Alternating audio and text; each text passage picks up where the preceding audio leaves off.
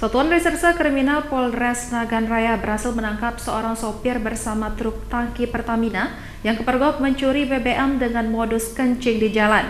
Tak main-main, aksi pelaku mencuri BBM jenis biosolar bersubsidi dengan modus kencing di jalan ini sudah dilakukan sejak tahun 2021 lalu. Sopir dan penampung BBM truk berlogo Pertamina ini langsung digelandang oleh petugas Reskrim Polres Nagan Raya setelah ketahuan mencuri BBM jenis biosolar dengan modus kencing di jalan. Tak main-main, aksi pelaku mencuri BBM dari truk tangki Pertamina ini sudah berlangsung sejak tahun 2021 lalu.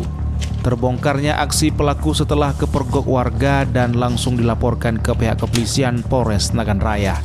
Rencananya truk tangki Pertamina yang berisikan bahan bakar minyak jenis biosolar seberat 16 ton ini akan dibawa ke sebuah SPBU di Kabupaten Nagan Raya.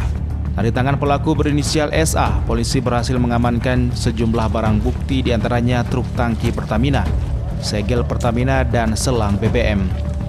Pelaku berhenti di jalan untuk memotong segel yang terpasang di tangki tersebut.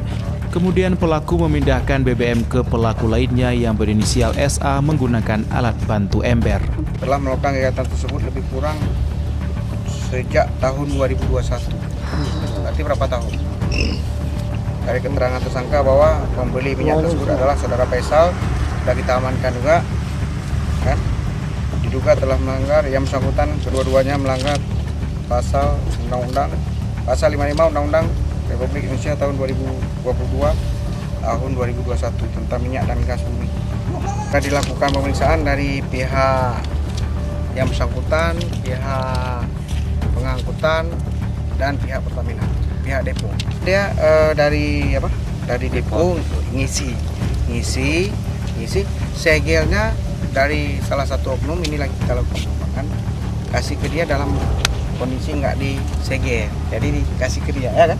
Dikasih ke dia udah, dan ada kita temukan juga ada 3 segel.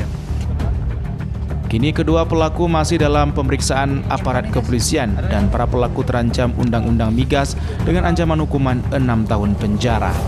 Dari Kabupaten Nagan Raya, Absah Ainus melaporkan.